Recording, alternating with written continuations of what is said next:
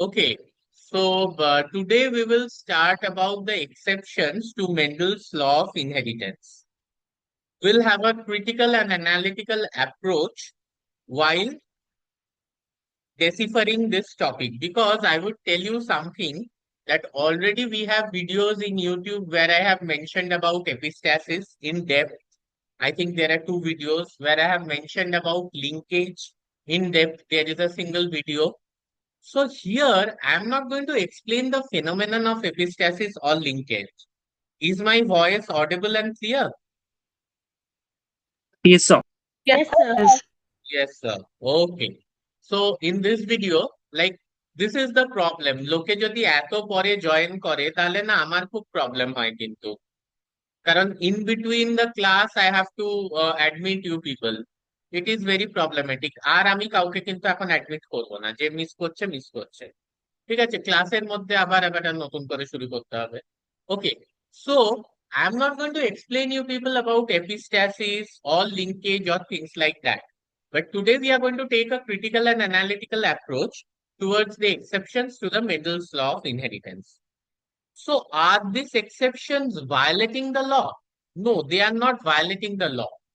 Okay, they are not anomalies. Rather, they represent complex fundamental mechanisms of gene expression, allelic interaction, and chromosomal architecture. See, this is the problem. আমি আবার বলছি যে এত যদি late হয় তাহলে join করো না। This is the third time যেখানে আমার রিদম কেটে যাচ্ছে। যখন খুশি যদি জয়েন করতে হয় প্লিজ ডোন্ট জয়েন। এইভাবে আমি কিভাবে পড়াবো? তারপর আরো একজন দুজন করে করে জয়েন করবে, আমাকে অ্যাডমিট করতে হবে। যাই হোক, সো যেটা বলছিলাম, they are not exceptions to Mendel's law. Okay, they are definitely exceptions but not anomalies. হ্যাঁ, but they represent the complex fundamental expression, fundamental mechanism of gene expression because the alleles they interact with each other. তারা হয়তো separate entity হতে পারে, they are discrete, no doubt about that, but they do interact with each other. That is one of the things. And then there is chromosomal architecture. ক্রোমোজোমে দুটো gene কতটা physical প্রক্সিমিটিতে আছে একে অপরের সাথে, that is also very very very important.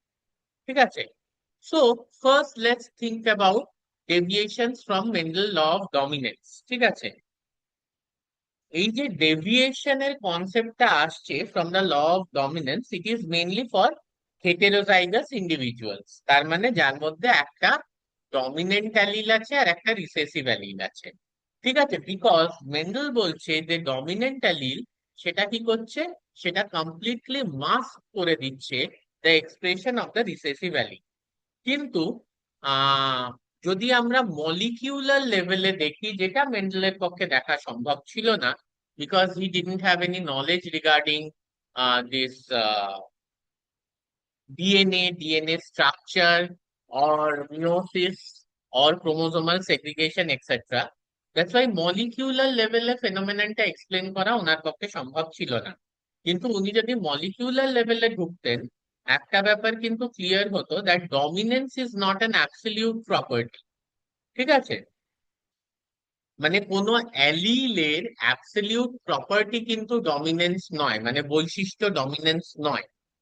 ডমিনেন্সটা আসে কোত্থেকে? এই যে ডমিনেন্ট ট্রেট, এই ব্যাপারটা আসে কোত্থেকে? আমি আর অ্যাডমিট করাবো না, সরি।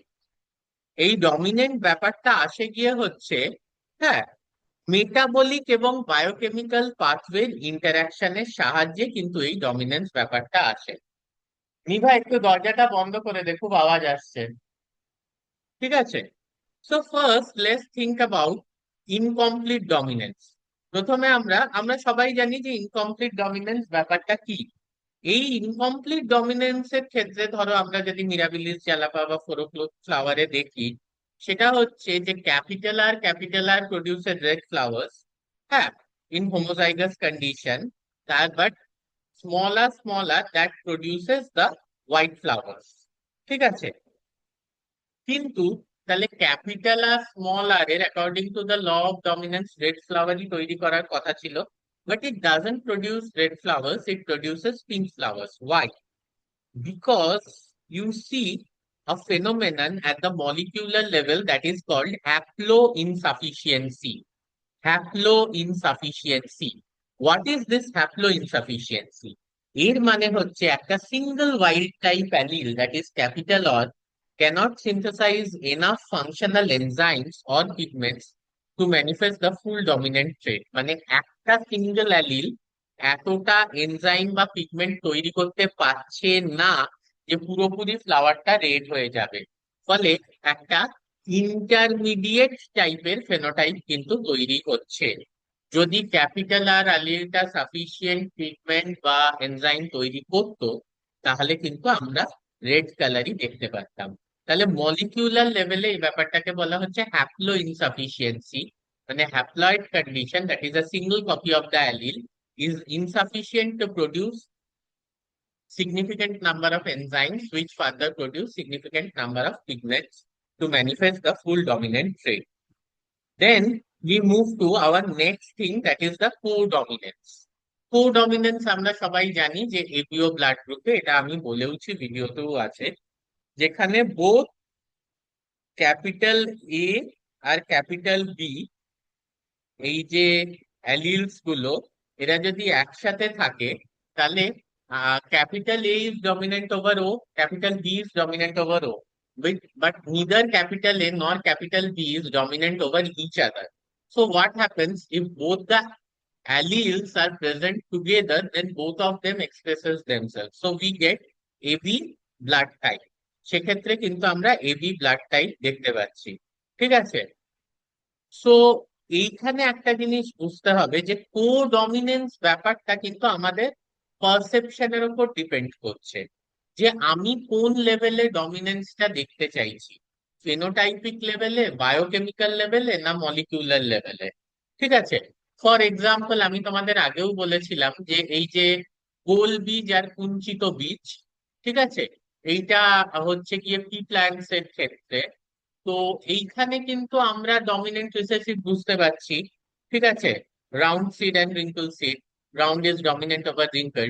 বাট এই যে জিনিসটা হচ্ছে because of the production of starch granules, সেই স্টার্চ গ্র্যানিউলস এর রেসপেক্টে দেখতে গেলে কিন্তু যেটা হেটেরোজাইগাট আছে, যেটা অ্যাকচুয়ালি গোলবীজ তৈরি করছে ক্যাপিটাল আর স্মল আর, সেখানে কিন্তু স্টার্চ গ্র্যানিউলস গুলো পুরো ক্যাপিটাল আর এর মতো তৈরি হচ্ছে না। ফলে আমরা যদি বায়োকেমিক্যাল লেভেলে দেখি, তাহলে কিন্তু ব্যাপারটা ওইখানেও কোডমিনেন্স হচ্ছে, কিন্তু আমরা যদি ফিনোটাইপিক লেভেলে দেখি, তাহলে কিন্তু ব্যাপারটা আমরা দেখতে পাবো গিয়ে হচ্ছে কমপ্লিট ডমিনেন্স। কিন্তু ওটাই যদি আমরা বায়োকেমিক্যাল বা মলিকিউলার, আরো বেটার মলিকিউলার, কারণ যে স্টার্চ মলিকিউলস গুলো তৈরি হচ্ছে, সেগুলো কিন্তু ক্যাপিটাল আর এর ক্ষেত্রে যা তৈরি হচ্ছে, মানে রাউন্ড সিডস এর ক্ষেত্রে, ক্যাপিটাল আর স্মল আর, দো it is also producing round seeds, সেক্ষেত্রে কিন্তু সেরকম তৈরি হচ্ছে না। আচ্ছা, কে এরকম লাইন টাইন টানছো স্ক্রিনে? ঠিক আছে? তাহলে এটা কি দেখাচ্ছে? It highlights that both allelic sequences poses equal transcriptional and translational viability within the cellular environment. মানে পার্টিকুলার এনভায়রনমেন্টে দুটো যে অ্যালিল, সেই দুটো অ্যালিলেরই প্রোটিন তৈরি করার ক্ষমতা, ট্রান্সক্রিপশন অ্যান্ড ট্রান্সলেশনের ক্ষমতা কিন্তু same. Just a minute, phone আসছে।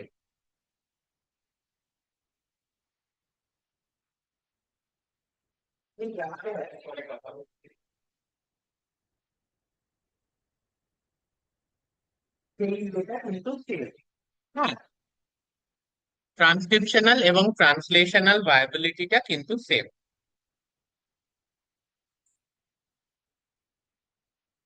আচ্ছা, আবার তোমরা মানে 9টার ক্লাসে তোমরা 10টায় যদি এখন ঢোকা শুরু করো, এইভাবে কিভাবে আমি একটা ক্লাস নেব বলো তো? যাই হোক, তো মানে ওই সেলুলার এনভায়রনমেন্টে কিন্তু ট্রান্সক্রিপশন অ্যান্ড ট্রান্সলেশনাল ভায়াবিলিটি, এটা কিন্তু হচ্ছে গিয়ে দুটো অ্যালিলের ক্ষেত্রেই সেম, যার জন্য কিন্তু দুটো অ্যালিলই নিজেদেরকে এক্সপ্রেস করছে। ঠিক আছে? এইটা তো গেল exceptions to the law of dominance. এবার আমরা একটা জিনিস চলে আসি, যেটা মেন্ডেল কিন্তু একদমই বুঝতে পারেননি, সেটা হচ্ছে ইন্ট্রাজেনিক বা ইন্টারজেনিক কমপ্লেক্সিটি। ঠিক আছে?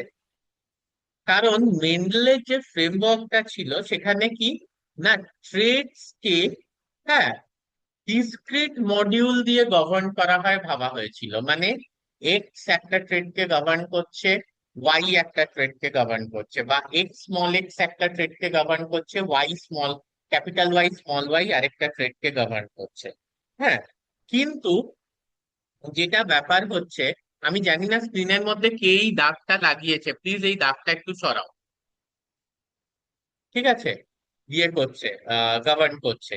কিন্তু যেটা ব্যাপার হচ্ছে যে অ্যাকচুয়ালি কিন্তু ব্যাপারটা এরকম ভাবে হয় না। যে আম, ধরো আমি বলি যে capital Y small y, okay, তাদের মধ্যেও কিন্তু একটা ইন্টারাকশন থাকে, but there could be multiple alleles for a particular gene. তারপর হচ্ছে যে ক্যাপিটাল এক্স, এটা যেটা মেন্ডেল যে ফ্রেমওয়ার্কে ভাবতেন যে একটা trait it is governed by capital X or small X, capital Y or small Y, but he never thought that X and Y could interact. There could be other forms of y rather than only capital Y and small y. এই ব্যাপারগুলো কিন্তু Mendel কখনো ধরেন। For example, এখানে যদি আমরা একটা ইন্ট্রাজেনিক কমপ্লেক্সিটির কথা ভাবি, মানে উইদিন দ্য জিন, দ্যাট ইজ মাল্টিপল অ্যালিলিজম। মাল্টিপল অ্যালিলিজম ব্যাপারটা কি? মাল্টিপল অ্যালিলিজম হচ্ছে যে একটা ইন্ডিভিজুয়াল অর্গানিজম দুটো অ্যালিল ক্যারি করে ফর আ পার্টিকুলার জিন লোকাস। অটো, ঠিক আছে, অটোসোমাল জিন লোকাস অবভিয়াসলি, এবার কারোর এক্স ওয়াইও হতে পারে ছেলেদের, সেক্ষেত্রে দুটো অ্যালিল নাও ক্যারি করতে পারে। তো ফর আ অটোসোমাল জিন লোকাস একটা পার্টিকুলার অর্গানিজম কিন্তু ক্যারি করছে গিয়ে হচ্ছে দুটো অ্যালিল, কিন্তু বায়োলজিক্যাল পপুলেশনে কিন্তু দুটোই অ্যালিল থাকবে তার কোনো মানে নেই।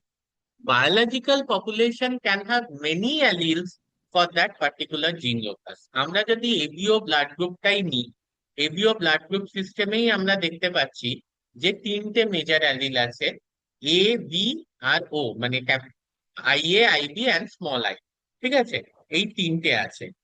তার মানে এটা তাহলে যদি আমি অ্যানালিটিক্যালি জিনিসটা ভাবি, এই ধরনের ইন্ট্রাজেনিক কমপ্লেক্সিটির সিগনিফিকেন্সটা কি? This shows something about the polymorphism. দাঁড়াও, আসি ওটাই। This shows something about the polymorphism or polymorphic diversity. এই যে polymorphic diversity যদি থাকে, that actually provides environmental বা evolutionary adaptability of a species.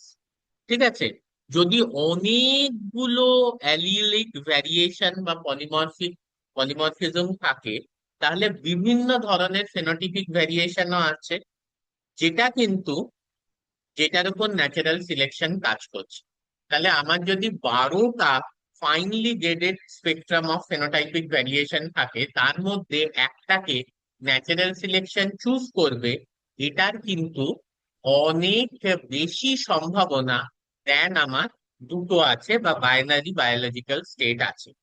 12টা থাকলে তার মধ্যে একটাকে ন্যাচারাল সিলেকশন চুজ করবে, এর সম্ভাবনা কিন্তু অনেক বেশি দেন যদি দুটো থাকে।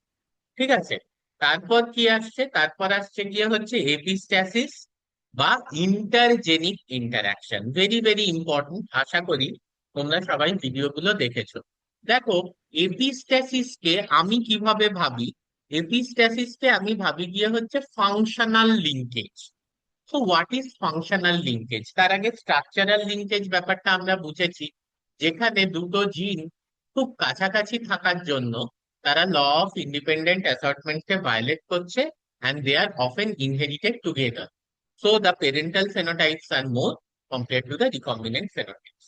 কিন্তু এপিস্ট্যাসিসের ক্ষেত্রে কি হচ্ছে, যে একটা জিন কিন্তু অন্য জিনের এফেক্টটাকে কমপ্লিটলি মাস্ক করে দিচ্ছে। যার এফেক্টটাকে মাস্ক করছে সেটাকে বলা হচ্ছে গিয়ে হাইপোস্ট্যাটিক জিন, যেটা এফেক্ট মাস্ক করছে সেটাকে বলা হচ্ছে এপিস্ট্যাটিক জিন। ফর এক্সাম্পল, ল্যাব্রাডর কুকুর তোমাদের মধ্যে অনেকের আছে বা সবাই দেখেছো। সেই ল্যাব্রাডর কুকুরের যদি আমরা কালারের ব্যাপারটা দেখি, কোট কালারের ব্যাপারটা দেখি, ব্ল্যাক হতে পারে, ব্রাউন হতে পারে। হ্যাঁ, কিন্তু একটা জিনিস বুঝতে হবে যে একটা পার্টিকুলার জিন কালারটা তৈরি করছে, পিগমেন্ট। অন্য জিনটা কি করছে? অন্য জিনটা হচ্ছে হেয়ার ফলিকেলে সেই পিগমেন্টটা আদেও ডিপোজিটেড হবে কিনা সেই ব্যাপারটা দেখছে। তাহলে একটা জিনিস ভাবো, কোনো একটা ল্যাব্রেডরে যদি পিগমেন্ট প্রডিউসিং জিন থাকেও কিন্তু সেই পিগমেন্টটা ডিপোজিট করার জিনটা না থাকে, তাহলে পিগমেন্টটা তৈরি হলেও কিন্তু সেই ল্যাব্রেডরটা সেই কালারের দেখাবে না। কারণ পিগমেন্টটা তার হেয়ার ফলিকেল মানে লোমে কিন্তু ডিপোজিট হয়নি। ঠিক আছে। তো এইটা হচ্ছে একটা এক্সাম্পল যেখানে একটা কুকুরের যে রং বা কোট কালার সেটা ডিপেন্ড করছে on the phenomenon of epistasis. So here there is an interaction between the genes. হ্যাঁ, এটাকে বলে ফাংশনাল, এটাকে আমি ফাংশনাল লিঙ্কেজ বল, যে একটা জিনের function, that is the production of the pigment, is controlled by another gene which results in deposition of the pigment in the hair follicle। এবং এই ফেনোমেননের দরুন দেখা গেছে কি, যে না, আমাদের যে 9:3:3:1 রেশিওটা আছে, সেই রেশিওটা কিন্তু মডিফাই হয়ে যাচ্ছে 9:3:4 এর রিসেসিভ এপিস্ট্যাসিস এর ক্ষেত্রে, আর 12:3:1 এ ডমিনেন্ট এপিস্ট্যাসিস এর ক্ষেত্রে, ইত্যাদি।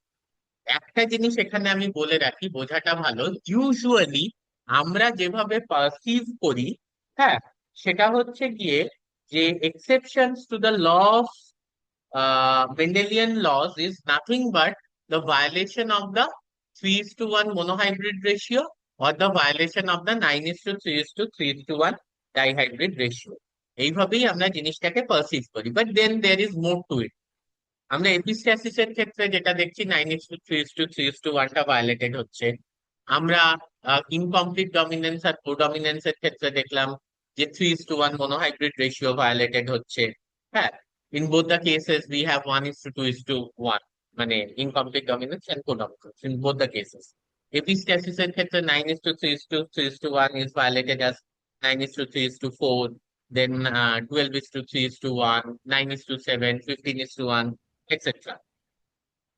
তারপরে ল অফ ইন্ডিপেন্ডেন্ট অ্যাসর্টমেন্টের ভায়োলেশন। ঠিক আছে, এই যে ল অফ ইন্ডিপেন্ডেন্ট অ্যাসর্টমেন্টের ভায়োলেশন, এখানে মেন্ডেল কি বলছেন? মেন্ডেল বলছেন যে ডিফারেন্ট জিনসের অ্যালিল কিন্তু সেগ্রিগেট করছে independent of one another during gametogenesis. যখন গ্যামেট তৈরি হচ্ছে তখন ডিফারেন্ট যে জিনস আছে তাদের যে অ্যালিলস আছে, they are segregating independently of one another during gametogenesis. ঠিক আছে, কিন্তু একটা জিনিস আমাদের বুঝতে হবে যে এই কন্ডিশনটা কিন্তু তখনই সম্ভব যখন কিন্তু জিনস গুলো এন্টায়ারলি ডিফারেন্ট ক্রোমোজোমে আছে, বা একটাই ক্রোমোজোমে আছে যেখানে ওরা একে অপরের থেকে অনেকটা দূরে আছে, যাতে ওদেরকে আনলিঙ্কড বলা হয়। থমাস আর মর্গান এই ব্যাপারটা দেখিয়েছিলেন, আমি তোমাদের পড়িয়েওছি, যে জিনস যদি একটা ডিএনএ মলিকিউল বা একটা ক্রোমোজোমের মধ্যে কাছাকাছি থাকে, সেক্ষেত্রে কি হয়, তারা একই সাথে ইনহেরিটেড হয়, যার দরুন প্যারেন্টাল ফেনোটাইপ কিন্তু অনেক বেশি হয় compare to the recombinant phenotype. হ্যাঁ, এখানে যদি আমরা অ্যানালিটিক্যালি জিনিসটা দেখি, আমরা বুঝতে পারবো যে লিঙ্কেজ কিন্তু ল অফ ইন্ডিপেন্ডেন্ট অ্যাসার্টমেন্টকে ব্রেক করছে। ঠিক আছে, এবার এখানে একটা, তাহলে আমরা কি দেখতে পাচ্ছি, ইনহেরিটেন্স এর ক্ষেত্রে আমরা একটা স্কিউড জেনেটিক আউটপুট দেখতে পাচ্ছি। স্কিউড কেন? না, এটা আর 50-50 থাকছে না, পেরেন্টাল অনেক বেশি হয়ে যাচ্ছে, পেরেন্টাল গ্যামেটস, হ্যাঁ, দেন রিকম্বিনেন্ট গ্যামেটস। ঠিক আছে, ফলে পেরেন্টাল ফেনোটাইপস কিন্তু অনেক বেশি হচ্ছে than recombinant phenotype. So that is the skewness.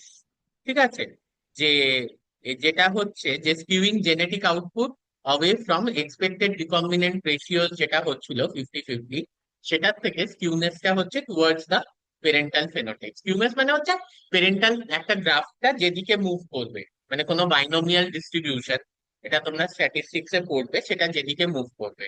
এখানে পেরেন্টালের দিকে অনেক বেশি নাম্বার পাবো compare to recombinant number of individuals. ঠিক আছে, এবার এটা কেন হচ্ছে? This is due to the fact of homologous recombination happening during the prophase one of meiosis. আমরা সবাই জানি সেখানে কি হচ্ছে, যে obviously genes are close enough, তার মধ্যে রিকম্বিনেশন নডিউলস তৈরি হচ্ছে না, and they are inherited together. ঠিক আছে, সো এই যে recombination frequency, just a minute.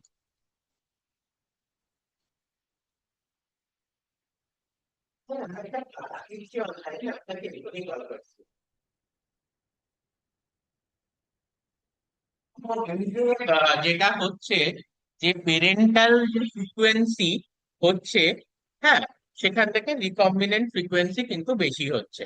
তাহলে এই যে রিকম্বিনেশন ফ্রিকোয়েন্সিটা আমরা দেখতে পাচ্ছি, এটা কি বলছে? এইটা কিন্তু একটা measure of the physical distance between the two genetic loci. মানে যদি দুটো জেনেটিক লোসাই খুব কাছাকাছি হয়, রিকম্বিনেন্ট ফ্রিকোয়েন্সি খুব কম হবে। যদি দুটো জেনেটিক লোকাস অনেক দূরে হয়, হ্যাঁ মানে লোসাই অনেক দূরে হয়, সেক্ষেত্রে কিন্তু physical distance between this two locus is high, সেক্ষেত্রে কিন্তু রিকম্বিনেশন ফ্রিকোয়েন্সিও বেশি হবে। আর যদি ফিজিক্যাল ডিস্টেন্সটা কম হয়, তাহলে কিন্তু রিকম্বিনেন্ট ফ্রিকোয়েন্সি খুব কম হবে এবং পেরেন্টালটাই বেশি হবে। So this is a clear violation of law of independent assortment. Then next, let's go to polygenic inheritance. সব ট্রেড মেন্ডেলিয়ান যে ল অফ ইনহেরিটেন্স, এবার আমরা একটু 3:1 মনোহাইব্রিড এবং 9:2:2:1 ডাইহাইব্রিড রেশিওর থেকে একটু বেরিয়ে আসি। ঠিক আছে, সব ল, সব ভায়োলেশন বা সব এক্সেপশন কিন্তু শুধু এই রেশিও গুলোয় নয়। আরেকটা প্রিরিকুইজিট বা মেন্ডেল একটা জিনিস সবসময় ভেবেছিলেন, সেটা হচ্ছে যে মেন্ডেল কিন্তু সবসময় সিঙ্গেল জিন গভর্ন ট্রেটের কথা কনসিডার করেছিলেন, মানে একটি জিন একটি বৈশিষ্ট্যকে নির্ধারণ করছে। এগুলোকে আমরা কোয়ালিটেটিভ বা ডিসকন্টিনিউয়াস ট্রেটস বলে থাকি। কিন্তু বেশিরভাগ যে বায়োলজিক্যাল স্টেট, ধরো আমি কতটা লম্বা হব, আমি কালো হব না ফর্সা হব, বা মেটাবলিক এফিসিয়েন্সি কেমন হবে, এগুলো মাল্টিপল জিনস দিয়ে গভর্ন হয়। ঠিক আছে, আমরা জানি যে ধরো আমার মেটাবলিক এফিসিয়েন্সি, গ্লাইকোলাইসিস কেমন ভাবে হচ্ছে, সেটা নির্ধারণ করার জন্য গ্লাইকোলাইটিক পাথওয়েতে যতগুলো এনজাইমস আছে, প্রত্যেকটা এনজাইমস এর কিন্তু ভীষণ সিগনিফিকেন্স আছে। এবং সেই এনজাইমস গুলোকে যে জিনগুলো কোড করছে, এই সবকটা জিন প্রপারলি ফাংশন করলেই তবেই কিন্তু আমার মেটাবলিজমটা পারফেক্ট হবে। So it's not governed by a single gene, neither it's a qualitative discontinuous traits. যেমনি ধরো গ্রিন হবে না ইয়েলো হবে, হ্যাঁ, কিংবা মানে মটর গাছের মধ্যে সিডটা ইয়েলো সিড হবে না গ্রিন সিড হবে, পটটা গ্রিন হবে না ইয়েলো হবে, টল হবে না ডোয়ার্ফ হবে, এইভাবে কিন্তু চলে না। কারণ polygenic traits are very common, that is quantitative pattern of inheritance. মানে কটা জিন ডমিনেন্ট অ্যালিল আছে এবং রিসেসিভ অ্যালিল আছে, দ্যাট ইজ মোর ইম্পর্টেন্ট দেন কোনটা ডমিনেন্ট আর কোনটা রিসেসিভ। আবার বলছি, একটা পলিজেনিক ট্রেটের ক্ষেত্রে যেখানে একাধিক জিনস রেসপন্সিবল, সেখানে কটা ডমিনেন্ট আর কটা রিসেসিভ অ্যালিলস আছে, দ্যাট ইজ মোর ইম্পর্টেন্ট দেন কোনটা ডমিনেন্ট আর কোনটা রিসেসিভ। ঠিক আছে, তাহলে এখানে কিন্তু আমরা একটা ওই গসিয়ান ডিস্ট্রিবিউশন কার্ভ পাই, বা এটা একটা বাইনোমিয়াল ডিস্ট্রিবিউশনও কার্ভ আমরা পাই, রাদার দ্যান যেটা আমরা ডিসক্রিট মেন্ডেলিয়ান গ্রুপস পাচ্ছিলাম সেরকম পাই না। এছাড়াও মেন্ডেলের pattern of inheritance is always governed by the phenomenon that meiosis is taking place. তবেই কিন্তু অ্যালিল সেগ্রিগেট হবে, এবং তবেই কিন্তু অ্যালিল সেগ্রিগেশনের পর গ্যামেটসরা অ্যালিল পাবে। কিন্তু always it's not like that যে পুরো ফেনোমেননটা মিওসিসের দ্বারা গাইডেড হচ্ছে। হ্যাঁ, মানে মিওসিস কোন জিনিসটাকে এফেক্ট করছে, সেটা হচ্ছে নিউক্লিয়ার যে জিনোম আছে সেটাকে। During meiosis nuclear genome gets divided into the gametes. তাহলে নিউক্লিয়ার জিনোমে যে অ্যালিলস আছে, they gets divided into the gametes, but we have extra nuclear বা সাইটোপ্লাজমিক ইনহেরিটেন্স। মানে আমরা জানি যে মাইটোকন্ড্রিয়া আর ক্লোরোপ্লাস্টেও ডিএনএ আছে, এবং সেই ডিএনএ গুলোও কিন্তু গভর্ন করছে একাধিক trait।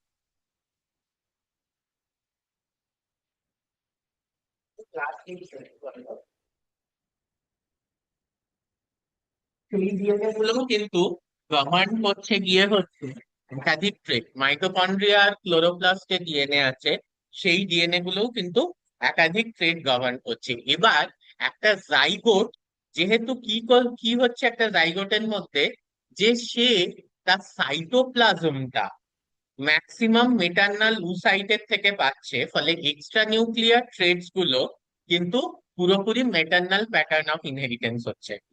আমার মাইটোকন্ড্রিয়া যদি কোনো একটা বৈশিষ্ট্য মানে জন্য রেসপন্সিবল হয়, তাহলে আমি আমার মাইটোকন্ড্রিয়াটা পুরোপুরি আমার মা থেকে পেয়েছি। ফলে আমার এখানে কিন্তু দেয়ার ইজ ম্যাটার্নাল ইনহেরিটেন্স, মানে মায়ের যে ক্যারেক্টার্স গুলো ছিল ফর এক্সট্রা নিউক্লিয়ার ইনহেরিটেন্স, আমাদেরও তাই হবে। ঠিক আছে, যেহেতু আমরা বা উদ্ভিদ মাইটোকন্ড্রিয়া আর chloroplast DNA they are getting from their mother. ঠিক আছে, তো এইটা কিন্তু একটু বুঝতে হবে, স্ট্রিক্ট ম্যাটার্নাল ইনহেরিটেন্স প্যাটার্ন। হ্যাঁ, এবং এই this entirely bypasses the Mendelian mandate of equal biparental transmission, যেটা মেন্ডেল বলছে যে half of the alleles will come from the father and half of the alleles will come from the mother because of the regular meiotic segregation. সেই ব্যাপারটা কিন্তু এখানে হচ্ছে না কোনোভাবেই। ঠিক আছে, because I am getting my mitochondria from the mother always. হ্যাঁ, এবং এটা জেনারেশন আফটার জেনারেশন মাইটোকন্ড্রিয়া কিন্তু ফিমেল, মানে মেটার্নাল সাইড থেকেই আসছে। So all the traits govern by the mitochondria will be from maternal oocyte. ঠিক আছে, এবার আমরা যেটা পড়লাম, তাহলে এখানে ওই বাইপেরেন্টাল ট্রান্সমিশনের কনসেপ্টটা কাজ করবে না, যেটা রেগুলার মিওটিক সেগ্রিগেশনের ক্ষেত্রে হয়। এবার আমরা যেটা পড়লাম সেটার যদি একটা সামারি দেখি, তাহলে incomplete dominance that is due to the phenomenon of haploinsufficiency. এটা কি হচ্ছে, মোনোহাইব্রিড ফেনোটাইপিক রেশিও যেটা 3:1 হওয়ার কথা, সেটা 1:2:1 এ করে দিচ্ছে। কোডমিনেন্স এর ক্ষেত্রে discrete expression of both the distinct allelic genes হচ্ছে, মানে এও এক্সপ্রেস করছে, বিও এক্সপ্রেস করছে, ফলে ব্লাড গ্রুপটা এবি হয়ে যাচ্ছে।